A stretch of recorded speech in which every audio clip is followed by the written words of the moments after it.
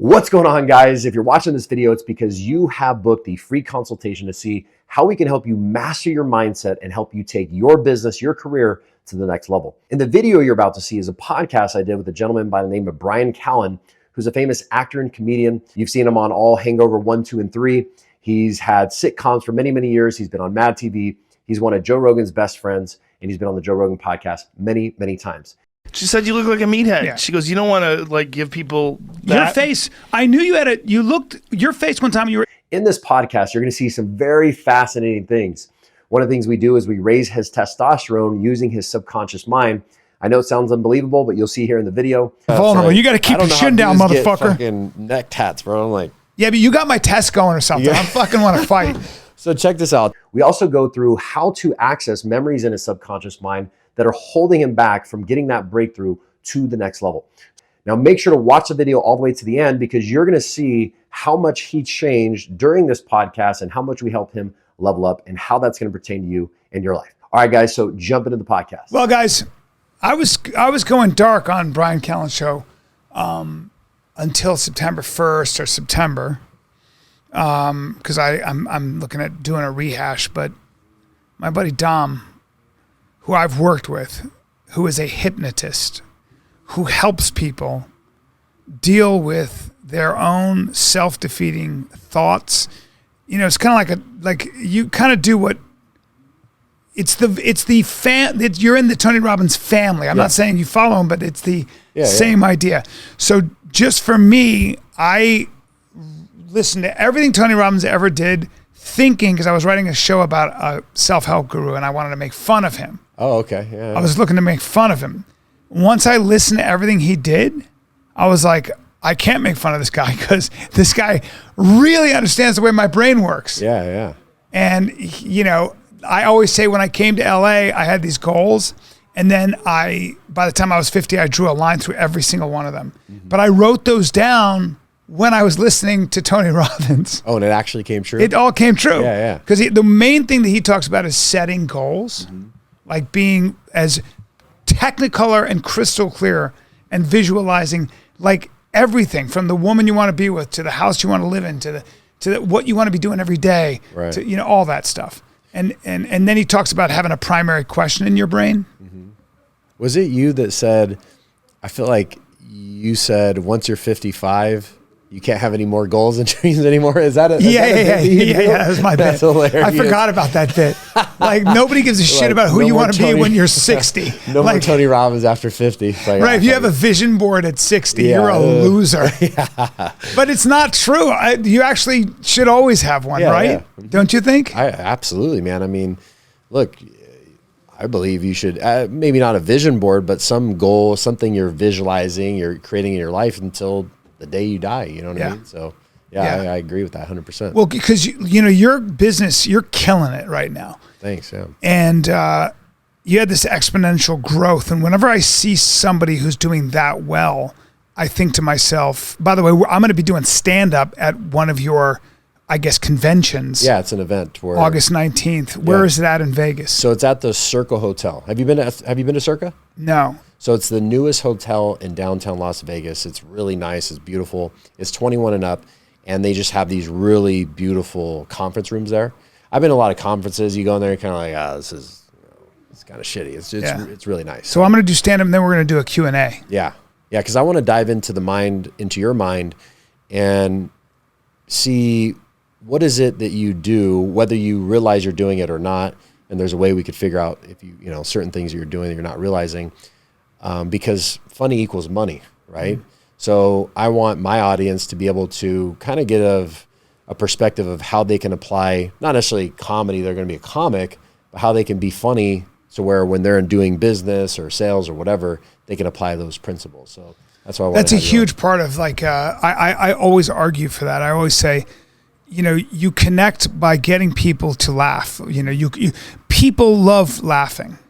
And if you think about the times in your life that you remember, it isn't necessarily the accomplishments, although those are there, but it's the times that you have intimacy. If you think about, like, when you think about a place that you loved so much, you think about the people. And when you think about the people, It's actually the people you connected with. There's an intimacy. Yeah. And there is almost nothing more intimate than when you're laughing with people. Yeah, I agree. And it's funny, I made a video the other day talking about, some people we get, and I've done this as well, where we get kind of in the mindset of materials and possessions and money and things like that. And one day I was just thinking, and I'm like, what's funny is a lot of times we put so much emphasis on that, but really at the end of the day, it's people are more important. And here's how you know. If everything on our planet that was material suddenly disappeared and we went back to the Stone Ages, right? Just living in huts, it would be all right. You still want to live. You'd make it through. Mm-hmm. But if every human being on the planet disappeared and you were the last man standing, you wouldn't really have a purpose to live anymore. So there was a senator who went to India and said, in fact, Mother Teresa said, I've never seen such, she worked in the ghettos of Calcutta. And she said, I've never seen such spiritual poverty as I have in the United States. And there was a senator who said, look, man, they got homeless people in India, but the whole family's homeless. The whole village is homeless. Mm-hmm. They're all together in their misery. They don't care. Yeah. They're smiling a lot more than, when you're in a modern country like America, people lose connection. So you have a woman, she's away from her family. She's a career person. She has a cat, maybe. She has a Netflix account, and she's got a prescription for Xanax or Prozac or whatever. And that is, you can throw a stick and find that person anywhere. Mm-hmm. There's something wrong going on. Yeah. Well, she's not connected. She doesn't live near her mom. She doesn't live near her sisters. She doesn't have kids right now. She doesn't live near friends. It's all, I got to go to the office. Yeah. I'm on a dating app. Have you seen, sorry to cut you off. Yeah. Have you seen this? I recently seen this yesterday, the day before. It was this woman talking about these studies that were done on women that were on birth control. And while they were on birth control, they were very attracted to beta males. And then as soon as they got off the birth control, they're like, why am I with this dude? And something to do with the hormone. I don't know exactly. There is a body of literature and science around that, which suggests that when you are taking estrogen compounds that cause your body to think it's pregnant or you're not ovulating, it actually affects your olfactory your smell apparatus. Yeah, your smell. Okay. Uh-huh. So women who are ovulating tend to be more attracted to a square jaw and broader shoulders, which is synonymous with testosterone. They want to reproduce with that, right? Yeah. And when they are not ovulating, they are more attracted to a man who's the opposite of that. Wow. So beta alpha. I don't like using beta alpha stuff, but I would say there is no question that there are high status males, and that a lot of times is synonymous with things like competitive nature, aggressiveness, alpha, testosterone. Mm-hmm. And testosterone is now a liability. It's you're considered toxic. Mm-hmm. So men opt out of that shit. Men aren't going to die. I have family members who are young men who won't even date women because they don't want somebody to fucking say something about them. Speaking of testosterone, and we're in the car right up here, I said, we're going to do a couple different things. So there's actually a way you can raise your testosterone using your subconscious mind. Would you like to experience it? Yes. This is awesome. This is where the hypnotist comes in. Yeah, I was like, all right. Oh shit! I'm gonna raise my testosterone by You're gonna be ready to with fight, my dude. mind. Yeah. You're gonna be ready to fight. So first things first, a lot of people have a misunderstanding of what hypnosis is. They see it in Hollywood, they see it, in movies and things like that, and they think it's mind control. It's I'm going to tell you to do things you don't want to do, and you're going to do them anyways. That's not what it is. Hypnosis is simply a state of trance.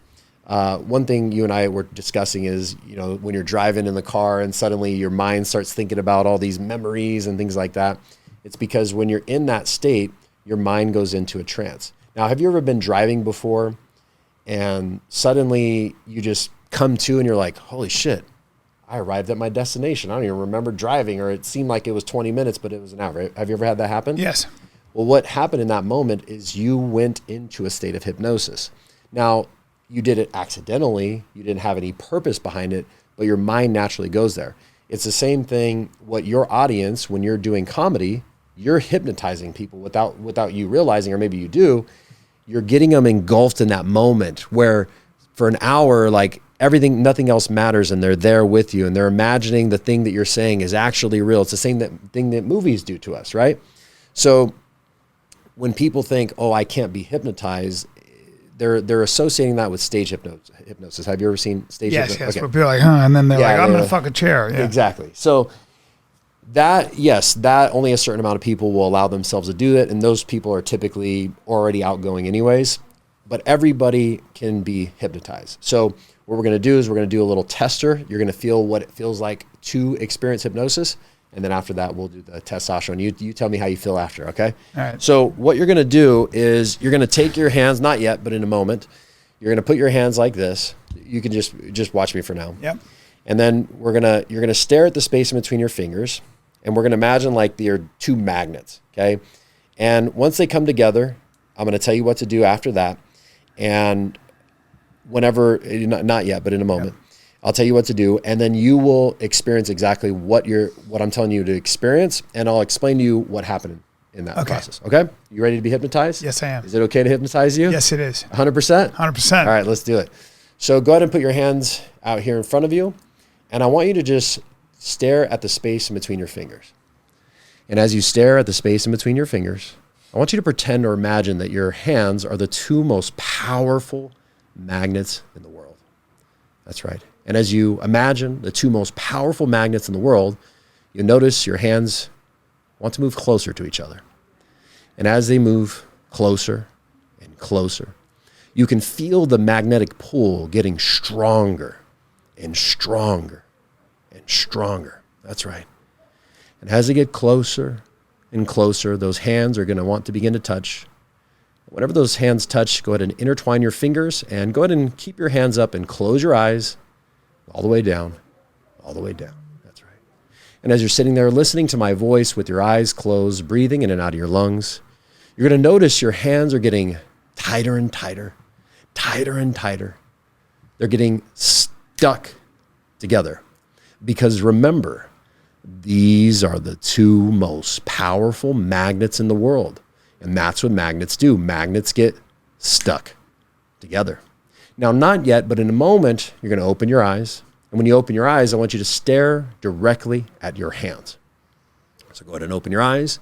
And as you open your eyes and you stare at your hands, you're going to notice your hands are completely stuck together. Because remember, these are the two most powerful magnets in the world. And that's what magnets do. Magnets get stuck together. Now, not yet, but in a moment, I want you to try and separate them.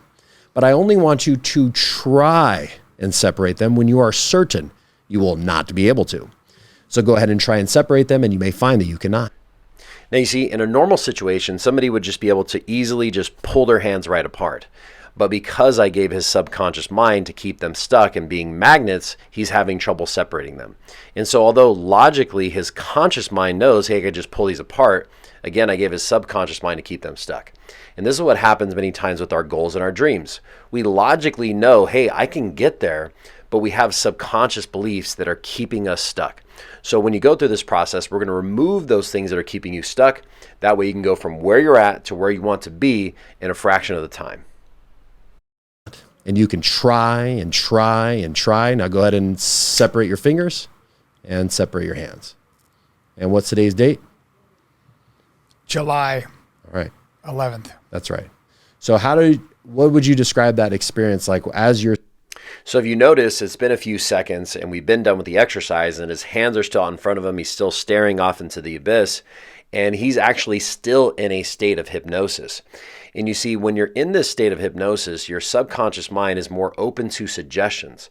So imagine in this state, we plant the suggestions that, hey, you're going to level up in your business. You're going to get to that next step in your career.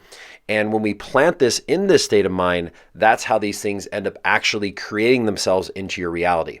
So everybody who's watching this can go into a state of hypnosis. Staring at your hands as you begin to separate your hands. Now, do me a favor, put your hands together. Squeeze them really tight, and then separate them. See how much easier that was? Yeah. When you were trying to separate it as you were in that state, what was happening? Yeah, I had to peel them apart. You had to like try harder, right? So how would you describe that? Well, my hands became the focal point of everything, sort of, I think. And so did your voice. Yeah. It became all of a sudden, it's like it sounded louder, right? Yeah. So part of how you go into hypnosis is focusing on a point. So you notice when you daydream, what do? Yeah, I'm kind of.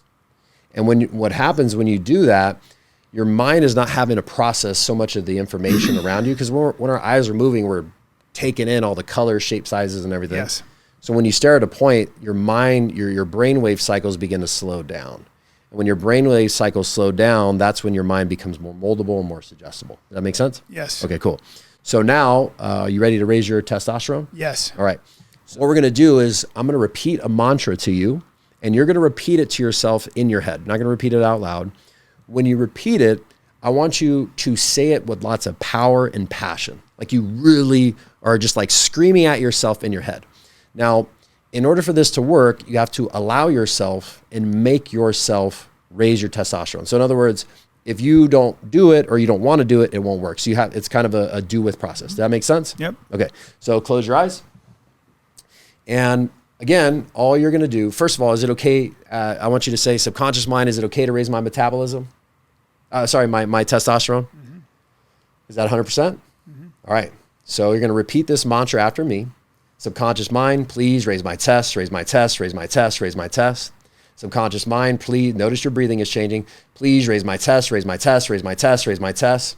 All right, open your eyes. Yeah. What did you feel in your body was going on? Well, I started feeling it when you were talking about it. Yeah. It already started like I started feeling like dead behind the eyes and hard. What do you mean? What's that? Like my body started feeling hard. I felt like a fucking chimp. Yeah. Like just when you were saying it. Just before we started. I was already like, I was already knew what to do. I was in. Right? Yeah, I was like, let's go. When one of the things we'll do with clients, a lot of times people come to us, they're lacking motivation and whatever, and we'll raise their metabolism. And it's a fascinating thing. When you raise somebody's metabolism, I've had it before where I'm on a call with somebody, we're on Zoom or whatever, and we raise their metabolism and they literally have to get off the call because they got to take a shit.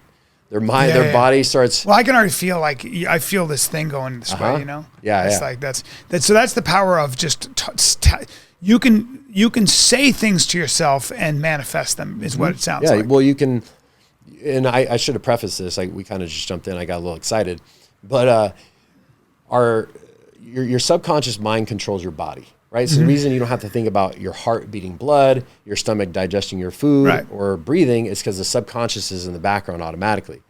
So when we give our subconscious mind direct suggestions to raise our test or our metabolism or whatever the case may be, it will do that. So, and again, we don't have to do the metabolism one because obviously you have a great metabolism. But when you do that, like your body literally, you run hotter, you sweat more, you take more, you go to the bathroom more. Yeah. It's just this whole thing. So, okay. So here's the science of how your subconscious mind works. So the subconscious mind has all these prime directives. So basically its job, right? So a couple of them are to make sure that your bodily function, your heart's beating and all that kind of stuff. It stores your long-term memories and it does all these things. Well, one of the other things that the subconscious mind loves, one thing it loves is more. Also, it wants to learn. It wants to learn. That's why we're constantly consuming information. So when a quote unquote traumatic event happens to us, all events in life are neutral. We talked about this, right? There's no such thing as a good event. There's no such thing as a bad event. Everything is neutral. Listen to that, everybody. That's interesting. So no matter what happens to you, it's like that Chinese farmer story, right? It's like exactly. Yeah, like well, your son broke his leg. Oh, it's so terrible. We'll see. Yeah. And they come to recruit people for the army, and they can't take his son. Right. It's like, your son didn't get taken. Isn't that amazing? We'll see. We'll see. And then and so it goes. There's always that. No, that's exactly it. And I know when people hear that, they'll go, well, no, but what about war? Okay, let's take war. The guy dropping the bombs thinks he's doing the right thing. So in his mind, it's a good thing. The people that are getting bombed on, not so good. So is war good or bad? It depends on who you ask. Now, in my opinion, I don't think it's good. But again, it's the perception of the person. There's some people that make money on war. And exactly. There's some who make their fortune on war. There's some people that change their entire life as a result of war. Well, there are also people that write an amazing book because of the war. So it's all perspective. Yeah. Well, here's what happens and how trauma gets stuck with people. a neutral event happens. And in that moment we go, this is bad because of blank. So one of the other things you and I talked about is how when we were younger, we moved around a lot all the time. And I didn't know this, but subconsciously, I used to think, hey man, every time something is going good, something bad is going to happen. And I had no idea that I even thought that. And I had no idea where it came from. Well, where it came from was being, my parents had me there when they were in high school. They didn't stay together. When I was 3 years old, my mom, got in the Army. Then I had to go move with my mom. Then we lived in Maryland for 2 years. And then when I was 5, we had to move to Hawaii. And then we had to move to Washington. Then we had to move to California. So you grew up with a single mom? Well, she ended up, she married my 2 stepfathers. But there were times in there where, we were single and fucking broke. So you felt like you had to be the protector and all that too. And I'm the oldest of 8, so I'm like the leader in the family. You're the oldest of fucking 8? Yeah, but it's separate. My dad had my brothers. My mom had me, my brother, and my 2 sisters. Still. Yeah. So, and I just believe like, hey, don't get too comfortable. Don't get too excited, because every time you do, the other foot drops. The other thing. So my whole life, I would create these scenarios where I would things would start going good and I would sort of start to pull back as a protection. Like, I don't want to well, then again, it's all perspective. The reason I thought that is because I was a kid. I didn't know any better. Now, what I realize is that's one of my greatest strengths because I've moved so many different places. I've had to be a chameleon and meet people and network and be the new guy and get bullied and then you got to stand up to the bully. So I learned so much about him. Thank God. And you said the same thing, right? Thank God I did all that because now I'm a comedian and you can, right? Yeah, again, was it good or bad that we moved around a lot? Depends on how you see it. I think it's great. I wouldn't trade any of it. Exactly. And I also think that, it's hard to really, no matter what happens to you, I think you attach meaning to whatever trauma happens, right? Mm-hmm. And your job is to make it so that you wouldn't change it. Mm-hmm. Exactly. Whatever you got to do, even if it's on your deathbed 5 years from there, 3 years from there, you want to get to a point where you are thankful for what happened because here you are. Yeah. And you like who you are. Yeah. And I think it really does come down to being completely 100% honest with your actions and with the things you say, the things you do, and never lying even to yourself. We were talking about something that I think is really, as I start to learn, is whenever you say you're going to do something to yourself and you don't do it, you lied to yourself. You're a liar. Mm-hmm, mm-hmm. That weakens you. Yeah. That's kind of what I'm realizing now about discipline, like real discipline. Requires doing what you say to yourself, not compromising with yourself. I said I wasn't going to drink. I'm not going to drink. I said I wasn't going to do this. I'm not going to do that. I said I was going to go to bed then. I'm going to go to bed then. Those are the things that that's how you build strength. I think that's how you build resilience to anything. That's how you build a new persona. And that's probably how you build success in a championship mindset. Brian makes an amazing point here and talking about how when we say we're going to do something, even small things like waking up early, going to the gym or whatever, showing up on time to an appointment, and then we don't do it, we essentially lie to ourselves. And when we lie to ourselves, it begins to damage our self-esteem. And one of the things I noticed after working with NFL athletes, UFC fighters, Olympic athletes, Navy SEALs, super, super high-level CEOs and business owners is that we all keep our promises and commitments. And I know the people listening to this, I'm probably speaking to the choir. You already know this about yourself, and that's why you're here. And so I really want you to allow this concept to sink deep into your subconscious mind. Remember, hey, when I schedule an appointment, I say I'm going to be somewhere, I'm going to be there. When I say I'm going to go to the gym, I'm going to go to the gym. When I say I'm going to complete a task, I'm going to complete a task. Because when you do that and you keep your promises and commitments to yourself, it is going to allow you to build such a high self-worth and self-esteem, which is going to really get you to break through to that next level. Yeah. I'm fucking obsessed with extreme winners, and tennis is an example. I love what Wimbledon is on right now, and Novak Djokovic, guys like Novak Djokovic, guys like Roger Federer, guys like Rafael Nadal are they are such extreme winners. And tennis is a game of inches, seconds, margins. Yeah. It's like if you make 1 over calculation, if you are a little bit tight, if your head isn't completely in it, if you don't hate that motherfucker across the way, hate him, even though you've been playing him since you were 6, you are dead. And those guys they can just do it over and over again. But if you see the way they live, it is beyond being a monk. Yeah, there's no room for anything, dude. They are buttoned down with everything. Their food, buttoned down. their workouts, their who they hang out with, what they put drink, in their when mind. they drink it, what kind of stuff they do. They're not on their phones doing all this and wasting. No. Never, bro. And Novak Djokovic was talking about even just they're all pretty much religious too. Like they all pretty much are looking at God and because they know that there is they've made a deal almost. They've made a deal with the gods or God, which is I will walk the straightest of lines. I will be as pure as possible. A piece of bread won't touch my lips. I won't take that. Novak was like, I'm not taking that vaccine because I don't want it to fuck with my body. I can't do it. So he paid the price too. They said, "Are you willing to literally never play again?" And he goes, "Yes." Wow. Like that was some Muhammad Ali shit. Yeah. What Muhammad Ali said was they took his boxing license away. Look this up. I think they took it away for 6 years. 6. Wow. He wasn't able to box for 6 years. Yes, that's what people don't realize. Wow. In the prime of his career, the greatest accomplishment of Muhammad Ali is not his championships. He lost a lot. Yeah. The greatest accomplishment is the fact that the man stood by his principles and said, no Viet Cong ever did shit to me. You know, like he said, I'm not going. Yeah. And he was called 6 years. That's crazy. He couldn't get a license. He didn't go to, but I didn't know they didn't let him box too. Oh, bro, he couldn't box in the prime of his life. We never saw that man in the prime of his life. Wow. He was 220 pounds, moved like a lightweight. Nobody could box like. They couldn't believe how fast he was. When they watched him fight Sonny Liston, they said something. I think it was Floyd Patterson. Someone said, maybe it was Joe Louis. Joe Louis said, something special is happening here. I've never seen this. This guy is bigger than Sonny, or as big, hits hard, and is moving like someone I've never seen. Mm-hmm. And then they took it away from him. And he said, that's cool. I'll train for 6 years. Dostoevsky, I think, was put in jail. Can you check this out? Dostoevsky was put in jail. I think he's one of the greatest Russian writers of all time. Oh. His friends were all put to death, I think. And then he said, I'm going to be the best writer in the world.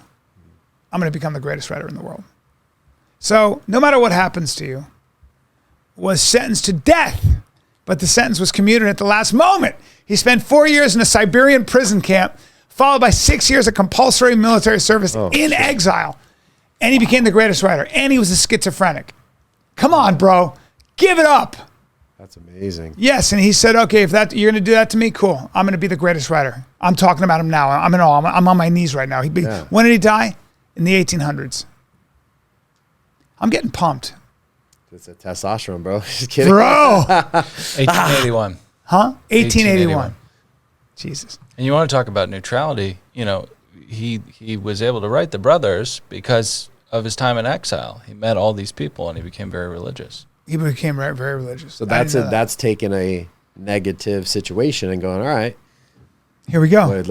What's the lesson here? What's the learning? Instead of going, well, and this is why, look, I'm a hypnotist. I'm not a scientist. All I can speak from is my life experience and how many people I've helped and turn around and things like that. And there's this whole thing like, the chemicals are imbalanced in your mind. It's like, okay, why are the chemicals imbalanced in your mind? If we start thinking of a negative scenario right now, what's going to happen in our body?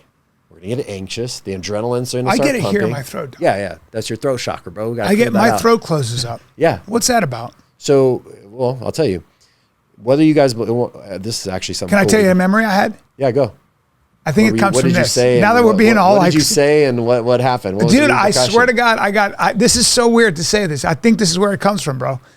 I remember as a young boy, something happened to me. I think I hurt myself, and a man picked me up in like the way you pick up a bride, and my neck was lolling, and I could feel my neck, and I felt like I felt so weak. I felt like that Like I felt like I had a woman's throat. I swear to God. That's funny. And I was like, I'm such a bitch. I was being held, and my head was lolling, and I couldn't move. I was like, that memory, dude, is still with me. That is funny. And so I feel my weakness right fucking there, it's dude. so funny because I got to get rid of that. I hate when people touch my neck. Like I just I won't let a barber. Because it's the most fucking Yeah, it's vulnerable. like, You got to keep I don't your know how shin down, dudes get motherfucker. fucking neck tats, bro. I'm like, Yeah, but you got my test going or something. Yeah. I fucking want to fight. so check this out. I'll tell you about the thing. So we have our chakra system, right? And people, believe it or not, I used to think it was all bullshit, but I'm gonna show you a cool little exercise. So the chakra system, we have our root chakra, which is basically where our private parts are. Yeah. I don't know if we can cause or whatever, but Yeah, you can. Then we have our sacral, our solar plexus, our heart chakra, our throat chakra. Then we have our third eye and our crown. Now think about this. Yeah. When you Fuck you, when you're stressed out, where do you feel it? Here. Okay. Now, when you're afraid to speak your mind, where do you feel it?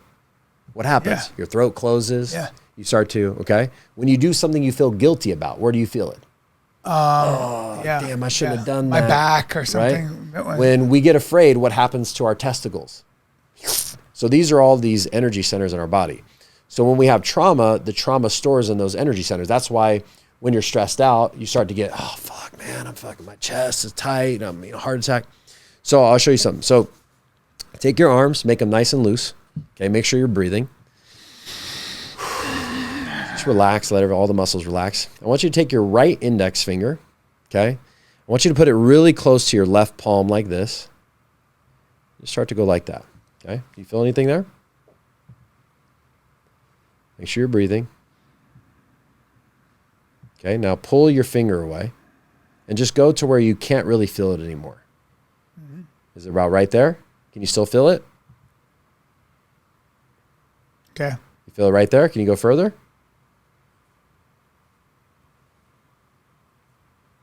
You still feel it? Maybe. A little bit? Yeah. So about right there, okay? Now, is this a hypnosis trick? Are you feeling it because I'm telling you to feel it? Well, let's find out. So close your eyes. And you can stop with your hand. And I want you to think about something you're worried about, something you're stressed about. Okay. Okay? You got it? Mm-hmm. I want you to imagine as if that thing that you're afraid of happening in the future is happening in this moment. And allow your body to feel and experience the stress of whatever it is you're going through. You feel it? Mm-hmm. You got it? Amplify those feelings. Turn up those feelings. Turn up the stress, the anxiety, the worry, the frustration.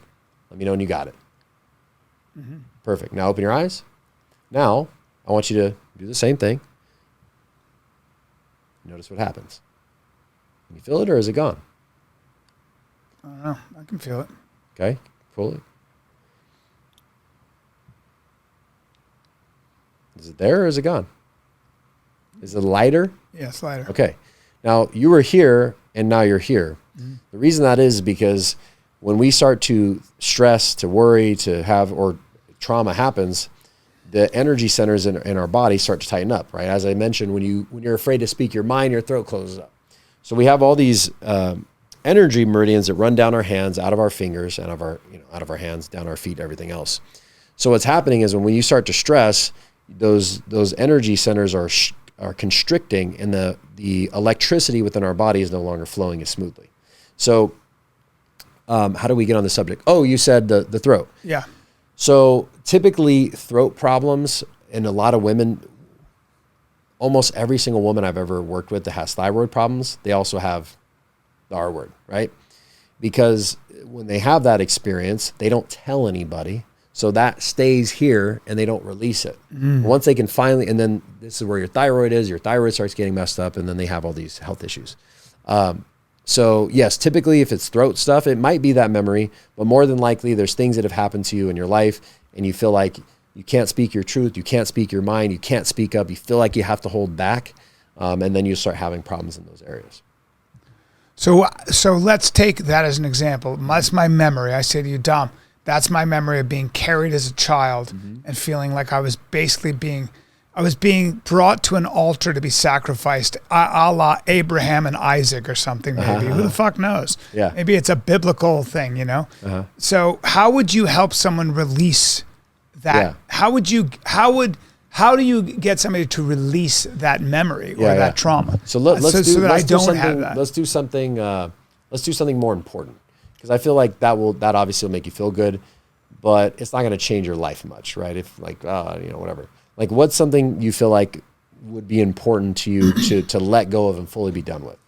Is it shame, guilt, anger, hurt? What is it? Shame was a huge part of my childhood. I don't even know why. For what? My frailty. Okay, so shame around not being built like my father. Okay, perfect. So close your eyes. So whenever you think about that shame, where do you feel it in your body? I think my throat. Interesting. And my fucking my arms. Okay. And now if we were my left arm.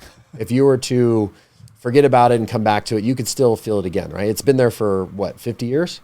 Oh yeah, 56, yeah. 50 I don't know, 50 years, sure. Yeah. So now I want you to say this in your mind, subconscious mind. Is it okay to release my shame for, what is it? Frailty or? Yeah. Okay.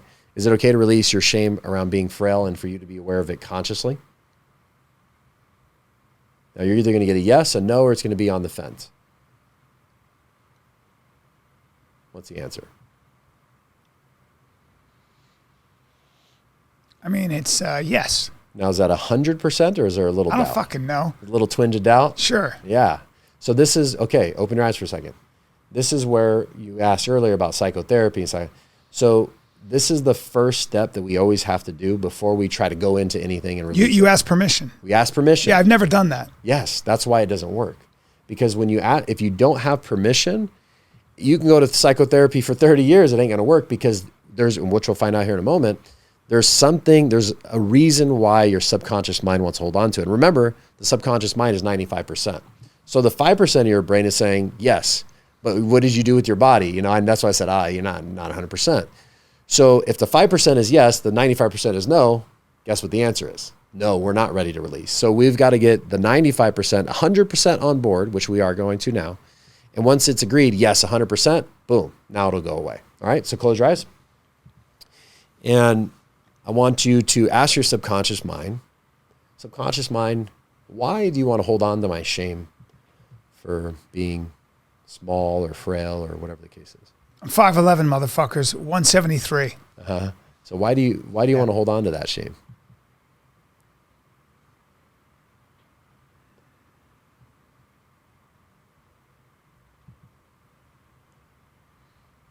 I don't know. If you had to guess or make it up, what do you think it could be? I mean, you want to hear something crazy? Yeah, What just popped into my head? Yep. Losing the connection to my mother. You see really that? weird. That's a what we weird thing to call say. secondary gain, my friend. So that part of you is like, no, if I become masculine, I won't have the connection with my mother. Isn't this a trip? That's fucking crazy. It's a fucking trip. Because dude. my mom and I are very connected in that sense because we're similar. Yes. So And I identify more with my mom. yeah. But Now I am my mother, but I want to be my father kind of stuff. Yeah. Well, Because the I have good to news protect is- my mom. Yes. So I can't be my mom to protect my mom. Exactly. So this is why people go to all these things and they don't work, is because they never find out that. They never find out. That just popped into my head just now. But it makes sense though, right? Yeah, it makes sense. That's kind of a total crazy sense. idea. Yeah. So let's make peace with this. So close That's your eyes. really weird. So ask your subconscious. So the reason why you want to say that sentence again, the reason why you want to hold on to your shame is because for being masculine is The reason I hold on to my shame around my frailty is that if I let it go, I'll lose my connection to my mother. Perfect. Maybe the shame is my connection to my mother. There you go. My attachment to my mother. All right. It's an infantile thing, maybe. Yeah. Now, if you continue to hold on to your shame and you sort of are making yourself not be masculine or whatever the wording you want to use, how does that affect you in your life? Well, it causes me to wear a costume, like play a character. Exactly. You know. And if you're playing a character, you're not truly connecting with your mother, are you? No. No. Now, if you let go of that shame and you My mother embrace said that she feels like there's an invisible wall between us recently. Yeah. Yeah. Well, and when you let go of this shame, what will happen instead? What will that allow you to do? I think just be who the fuck I am. And guess what? When you are who the fuck you are, how will your connection be with your mother? So much deeper, won't it? Now, here's the thing, Brian. We live in an and world. It's not an either or world. So it's not, I have to be masculine or I have to be connected to my mom. No, we live in an and world, meaning that you can be masculine and still have that connection with your mom. Does that make sense? Yeah. So close your eyes. So now that your subconscious mind realizes, wait a minute, this isn't actually keeping me connected to my mom. And by letting it go, that's what will allow me to be who I am, which will allow me to have a deeper connection and love with my mom. You're already starting to smile. With that being said, is it okay to release your shame for being masculine and for you to be aware of it consciously? Is it okay to be? Is it okay to release to let go of my shame for being masculine? Is that what you said? That's what it is, right? Or for not being masculine? For my frailty. My frailty. Yeah, is it okay to release your shame for being? By the way, I don't think you're frail. No, I don't. I know I'm not. It's the conscious. Yeah. It's seeing myself as my mother. There you go. So interesting. Is it okay I can to feel my release that? throat. I feel like I look like my mom right now. This is wild, dude. It's wild, right? Yeah, this is pretty wild. Now, I'll be honest. I've been a skeptic about all this shit. And now I'm feeling, this is very interesting. And we're doing it on fucking camera, which is that really cool? weird. And I'm using the word fuck a lot because it's my defense mechanism. I feel like a bitch. But I feel like a bitch doing this, but I also feel like I'm releasing a lot of shit by being honest about this weird psychotherapy I'm doing right now on camera. Dude, it's the best in the world. But I can feel my throat. I feels like I have my mom's throat right now. You know what's funny? It's more masculine to do what you're doing right now rather than being the little scared, I'm too cool for. No, that's being a bitch. You're afraid to show who you are and be who you are on camera and talk about. No, that's being a bitch. This is the truth of who I am. This is the truth. Yeah. So now with that being said, is it okay to release your shame for being frail and for you to be aware of it consciously? Yes. Is that 100%? Yes. Now you feel that difference? Yeah. So now we still got a couple more steps. We're almost done. It's cool. So ask your subconscious mind. He charges a lot of money for this, you guys. Yeah. All right. But it's worth it. Oh, dude. Like I said, this is really interesting. I'm like, I don't know if you noticed, but I'm like, yeah, we'll get you to that number and whatever. You're like, yeah. I'm like, yeah, this is what I do all the time. All right, keep going. This is very interesting. Dylan, are you in or what? Are you bored or is this interesting? No, it's interesting. It's really wild. All right, go on. Because I'm a skeptic. I don't go to therapy. Yeah. All right. Oh, I'm with you. So now I want you to just go with your first initial impression. Remember we talked about genetic trauma and things like that. So the root of this is either going to be something that happened before you're born, parents, grandparents, great-grandparents, etc., during your mother's pregnancy, or after you're born. If it's after you're born, it'll be from 0 to 7 years old. Okay? So close your eyes and ask your subconscious mind, you just say this in your head. Subconscious mind, what's the root cause of my shame for being frail? Was it before, during, or after my birth? I think it's after. Okay. And the very first time you ever had shame for being frail, what age were you? Just go, don't worry about the event. 5. Okay. Ask your subconscious mind, are you sure? Was it sooner? I mean, I was, who knows, man? Maybe. What number? Actually, I remember. Yeah, I remember being, I was in the war in Lebanon. Mm-hmm. I was stuck in the war and we had to sleep on the floor because the machine guns were going off all night. And so we couldn't get out of the country. My dad couldn't get back in the country at one point. And then, we lived in a Holiday Inn for a long time. And I saw from my balcony planes bomb. I saw missiles leave the planes and they bombed a gas station right outside my fucking window. So I had to try to protect my mom because my dad wasn't there, but I didn't know how. Aha, now do you see where the shame for being frail? I remember driving by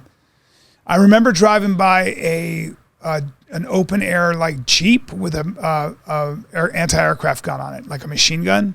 And I remember hiding.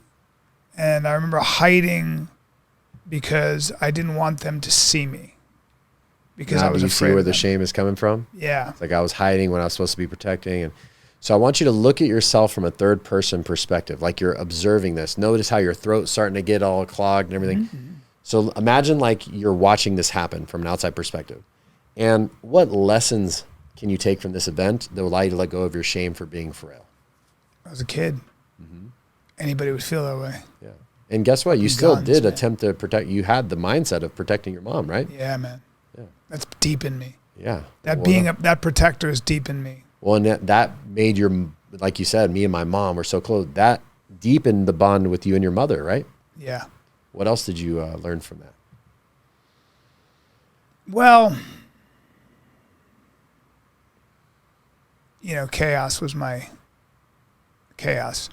I mean, they're just You can thrive in the chaos. I can. You throw me in anything, I'll thrive. There we go. I'm comfortable in chaos, bro. I'm not comfortable in order. Perfect. Put everything together, and I'm fucked. I need the fight. Anything else you need to learn so you can let go of your shame? I feel a lot better, dude. Hell yeah. So thank your subconscious mind for the learnings. Store the learnings. So if you ever need them in the future, they'll always be there. Now check on the feelings of shame. Are they there or are they gone? I feel like they're gone, man. I know it's weird to say that, but No, I know it's not. This is like it's just really interesting because just like, I feel like my whole quest has been to be as honest as I can be with everything in my life. And I don't think you get away with lying about anything in life. And I don't think you get... so one of the gifts of anything you go through, if you go through loss of any kind, the gift is that if you learn how to navigate it and you embrace the chaos and the destruction, and no matter what, just be honest. Be as truthful as you can. With yourself, with everyone around you. Don't lie about anything. You'll be okay. yeah. Right? So this was an honest exercise for me. Hold on. We got to do one more thing. Close Okay, your eyes. good. Go back into the event. See it through your own eyes. Like imagine like you're that kid again. Do you still feel the feelings or are they gone? They're gone, man. Right now- I can see the kid though. What I'd like your subconscious mind to do is begin to make your way back throughout your lifetime, all the way back to now, only as quickly as you can let go of all the events that cause you shame for your frailty, all the way back to now. As you come across each event, see yourself in the events, preserve the positive lessons, and let go of all the shame on all the events, all the way back to now. So you're just going to get a highlight reel of all these times throughout your life. You just see yourself in the events, preserve the learnings, let it go. That's pretty cool, dude. So I want to share with you one last thing before we go. Now, what you just saw there is we took Brian through a process in his subconscious mind in a light state of hypnosis. You know, there's different levels of hypnosis. There's deep hypnosis where you go super deep, you don't even remember, you're not even there. And then there's light state of hypnosis where we can direct him to go to these memories and release them. And we all have these weird little subconscious things. As you saw, he went to a memory he completely forgot about that was affecting him his whole entire life. You know, he's 56 years old. And so when you go through our process, you're going to discover so much about yourself, which is really, really going to help you get that breakthrough that you know you need and you know you deserve. So I wanted to share that with you to see how fast you can change and how quickly you can get those breakthroughs. And this is talking about the subconscious, the mind doing this and doing that.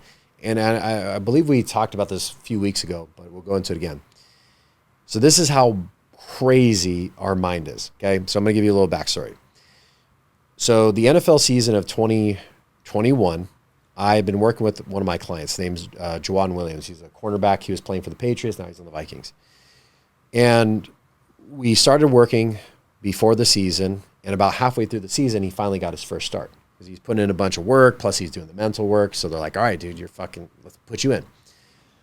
So what we would do is we'd get together every Wednesday and we would do a session on what the upcoming teams plays, right? So when you're in the NFL, you got a new opponent every week. You got to learn the playbook, right?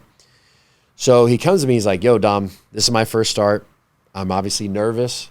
If there's anything we haven't done yet, now is the time to do it. Like, you got any more tricks up your sleeve? Let's do it. So I said, okay, here's what we're going to do. We're going to create a hypnosis recording around the plays. What I want you to do, though, is I want you to loop it throughout the night. So 8 hours throughout the night, you're going to just hear, trips wide, do this, or, whatever the hell the names of the plays are. So I said, do that and go out and play. Now, at the time, I didn't even really believe in sleep hypnosis. I knew it wouldn't hurt him, but I hadn't really done anything myself. But I was like, all right, let's just give it a shot, right? So he listens to it Wednesday night, Thursday night, Friday night, Saturday night. Sunday, he goes out, plays, and messages me after the game. And he goes, dude, I've never been more in tune with what the other team was going to do. He said, it was like I knew what they were going to do before they did it. And he took like the leadership role. He's like calling out stuff and, whatever. So I was like, all right, maybe there is something to this soul sleep hypnosis thing. So a couple weeks later, I found this recording on YouTube, and it was all about manifesting abundance and money and all that kind of stuff, right? And it had millions of views. I started going through the comments, and all these people are commenting, dude, I got $10,000 after listening to this for a week, $500, all this crazy stuff. And I'm thinking, this guy must have paid people, or these are fake or whatever. But there were hundreds of these comments. So I'm like, fuck it, give it a go. So I started listening to it on a Tuesday, and by Sunday, we had nearly a 50% increase in our client. We had the biggest week ever. Now this was great, right? 50% more money, awesome. The problem was, at the time, I didn't have a huge team like I do now, and 50% more clients is great, but it also comes with 50% more work. Yeah. So I stopped listening to it because it was too effective. Like, dude, I can't keep Well, when you say effective, what was it doing? Causing you to change your behaviors? What it does, so we have something in our brain called the reticular activating system. It's right here above your brainstem. And its job is to scan your environment that match with the thoughts in your head. So, for example, you're going to find the shit that it's confirmation bias. You're going to find the things that tell that make your story true. Yeah. Well, there is that. Like if I'm a piece of shit, I'm going to find reasons that I'm a piece of shit or whatever. Well, we'll go into it, and you tell me if this is confirmation bias, because I have heard that perspective before. And so basically it gets you to focus on it, right? So I'm focusing on more abundant. Here's the thing though. I had almost a 50% increase. I didn't like work hard. It was just literally people coming out of the woodworks of just like, hey, Dom, I want to work with you. Easy as hell. And so I'm like, okay. So I stopped listening to it, and I was like, okay, I can't keep doing that every week. Well, a few months go by, and the thought came to me. I'm like, you know what? I'm a hypnotist. Why don't I just create my own sleep hypnosis? But this time what I'll do is I'll make it around passive money. So not passive money in the sense of like, I don't work and money comes to me, more so of like, I'm going to do the same amount of work or even less, and I'm going to make more, right? So I create this whole 8-hour recording. I put it on my YouTube. I put it on my Instagram, start giving it to a bunch of people. And within a few days was getting great feedback, right? People were like, dude, I'm closing deals, and they weren't closing before. My calendar's booking up. People are getting raises, all this cool stuff. Well, then other people were saying that the recording sounded distorted, and like it sounded like it was corrupted, right? So I just figured like maybe something's wrong with their phone, or I must, it's my first time making a recording. Maybe I messed something up on the back end of creating it. So whatever, boom. Well, fast forward a few months later is when I really niched down. Was like, hey, we work with business owners and salespeople, helping them get breakthroughs in their career, right? Like I mentioned, the story I was telling you earlier was like from early on in my career when I was finding my footing on what I was passionate about in this industry. So fast forward, a few months go by, and I said, hey, what I'm going to do is every client that comes on, I'm going to make this a part of their homework, right? Give them a part of the program. I'm going to have them listen to this sleep hypnosis. So start giving it out to people. Same thing. Dude, getting deals coming out of nowhere, blah, blah, blah. And other people couldn't hear it. And so I thought, okay, whatever. Well, I always remember this because it is a paradigm shifting moment for me. One of my clients, she messaged me and she goes, Dom, I think I'm going crazy. And I said, what's going on? And she goes, I could hear the recording, the sleep hypnosis, for like the first 3 days, but suddenly it sounds like it's in a different language. Like I can't understand you. I said, I've heard this before. Screen record it, send it to me, and I'll take a look. So she screen records it, sends it over. I play it. It's fine. Sounds fine. Well, about an hour goes by, and she messaged me back, and she's like, oh my God, you're not going to believe this. I said, what? And she goes, I shared your recording with my partner. We're in the same exact room, listening to the same exact thing, and she can hear it perfectly fine. Yeah. And I can't understand a word. That's right. And you hear what you want to hear. can you imagine that? Your mind blocking. That's I did this stuff I went through with acting school, and you would see people ensuring their failure and hearing only what they wanted to hear. And I think all of us do that. I certainly do that. And I think the lesson is that, again, be very careful believing what you see and what you hear. Right. Because your body is gonna cherry pick what it's like that great saying by Robert Evans. There's your side of the story, my side of the story, and the truth, and nobody's lying. Right. What time is it, Dylan? 1:31. Ooh, 1:31? Wow. Yeah. Dude, an hour and a half went by. That's crazy. Yeah, no, it went fast. We were in a trance. Do we have another podcast? Yeah. Wow. All right. Yeah, that was cool. Dom the Hypnotist. If you guys want to find me, you can find me on domthehypnotist.com. I'll leave you guys a link if they want to book a consultation. Yes, we'll put a link up and everything. Yeah. I mean, bro, that shit works. And it works. That's kind of crazy. With the girl I just mentioned, we went through and we cleared it out, and this has happened with hundreds of people now, and she can hear it fine again. Dom the Hypnotist, ladies and gentlemen. That was really cool. Yeah, thanks for having me on. That was really cool. I wouldn't have done that. I would have been embarrassed, but somehow I wasn't. Yeah. And you're a good man. I appreciate that. Thanks for having me on. I love it. We'll do it again, man. Yeah. When I got trauma. I got so many more. I got cooler stories. We went through an hour and a half. I didn't even realize it was that. Yeah, I got some really cool stories, man. It'll blow your mind. Let's All right. go.